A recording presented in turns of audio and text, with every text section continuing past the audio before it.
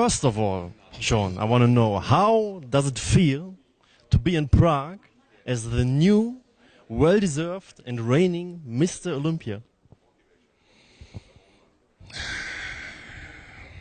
But it's a great feeling to know that once again I went up against Mr. Olympia, Phil Heath, 7-time champion, and came out on top.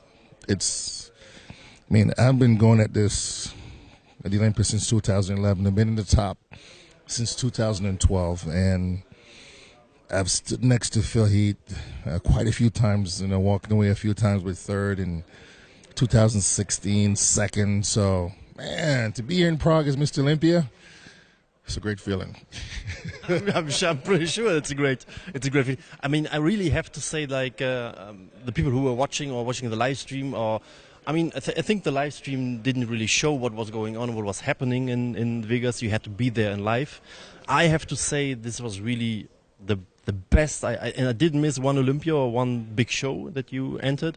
This was the best I have ever seen of you, and was a really nice direction for bodybuilding, and really well deserved. It was really like I wanted to put the camera away and just enjoy the show, really. I mean, also respect to Phil, to Rami, to Ruli. This was really like, after I remember 2009 when Jay came back, the title, this was really like a special Olympia, and 2018 was pretty close to this. This year, man, after watching the guys last year, with everything that I went through, and I watched the guys climbed up the ranks, and, the William Bonac came in looking unbelievable. Big Ramy was second last year, and of course, Phil Heath. I went home and, I spoke to Chris, right after the Olympia, and, we were like, what are we going to do different? Like, what can we do different? And, I know this might sound a little bit cliche, but I remember Chris saying to me, listen, Sean, this year we're just going to focus and bring in the best Sean Rhoden ever. And in the back of my mind, I'm thinking, wow, we brought some really good package to the Olympia and to many shows over the years. What do you mean the best Sean Rhoden? He goes, next year we're going to show them something that's yet to be seen. And that coming from Chris Aceto, that I've worked with many top pros, worked with Jay Cutler, I was like, okay, whatever it is, Chris, I'm all in. And he says, just stay in your own lane, put your blinders on, and send me pictures every day. That's pretty good.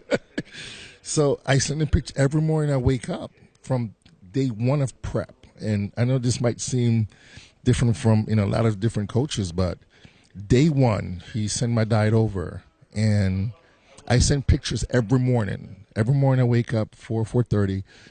I take pictures. I send to him. I do my cardio, and I wait for him to send my diet for that day. And it's been like that all prep, and he was just making small adjustment. And I think it was around July, the end of July, first week in August. Jim Manning was in LA, and he took a look at me, and he'd said some very encouraging words. And I called Chris and I said, hey, I just spoke to Jim. I was like, I'm coming to Tampa, because he was at the Tampa Pro. I was like, I'm coming to Tampa so you could see me. And the next morning I bought a ticket and hopped on a flight, to go to Tampa, because I've been sending pictures to Chris, and it's a little bit different when you're looking at someone in person. So I wanted him to see exactly where I was. So I went down, I looked at him, and he says, I know exactly where you're at. I know exactly what I need to do. And within 2 weeks, I watched my body just change into something different. And I got to Vegas the Saturday before the Olympia, and I looked like I did in 2016 on stage. On Saturday already. And it was just such a great feeling where I don't think I've ever been so relaxed. Because I kept saying, okay, this is Saturday. We have an entire week. And he was like, okay, Sean, it's only Saturday. And we use that motto every day. It's only Saturday. It's only Sunday. It's only Monday. The entire week just fine-tune in. And, I had no care in the world, because I knew that we were going to bring something different. And I watched my body even change more and more, to the point where I was so freaking dry in the room, the bottom of my feet cracked. I know that might sound crazy, but I remember getting up one morning and I stepped in the front. I was like, what? And I looked and cracked straight down the bottom of my feet, my heels.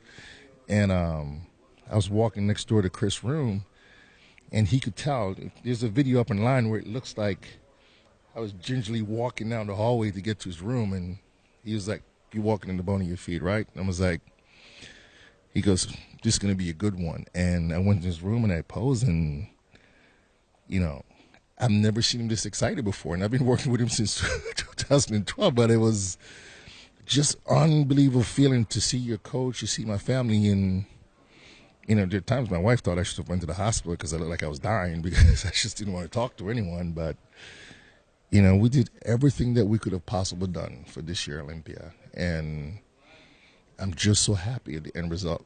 And I think to hear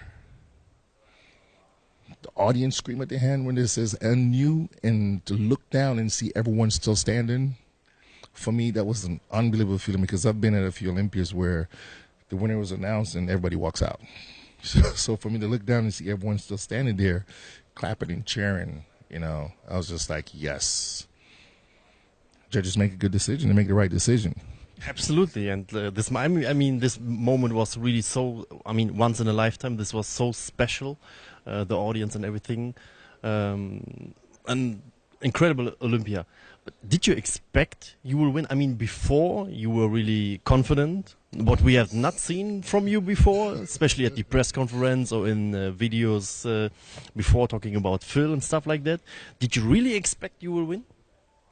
I could tell you guys this. I saw something that I've never seen with my physique before. And it kind of opened my eyes because we changed our training a little bit differently. You know, I started training 2-a-days. We were doing a little bit different with nutrition and how I was consuming some of my meals. And, you know, this prep, I just had this feeling where I was like, I've been here so many freaking time. Like, I've studied all the competitors, even Dennis Wolf. I had a picture of Dennis Wolf on my wall. Because I'm like, you know, what if Wolf come back? You know, can't forget that factor. But I've studied these guys so much where in my mind I'm like, okay, I've seen my physique in 2015. And I told myself, if I could best that look, it's going to be hard for anyone to beat me. So I think I saw some pictures of Phil online in Pittsburgh, and I was like, wow, he's a little bit smaller. And I'm looking at myself and I'm like, wow, this is the best me. Like, I need to walk out here at this Olympia and just don't give a shit. I was like, I need to walk out here with the confidence. I don't care. Like, my goal was to beat Mr. Olympia. And if I'm holding back and suppressing those feelings, because listen, Philly's a trash talk, and I think a lot of people are afraid of what he might say when they open their mouth. But for me, I didn't care. I was like, I know I was going to bring something great to the Olympia. I went out there and just said to myself, especially at the press conference, exactly how I felt. Because I know I was going to walk out on the stage, and with the way I was going to look, it was either going to be between me and him or me and Big Ramy.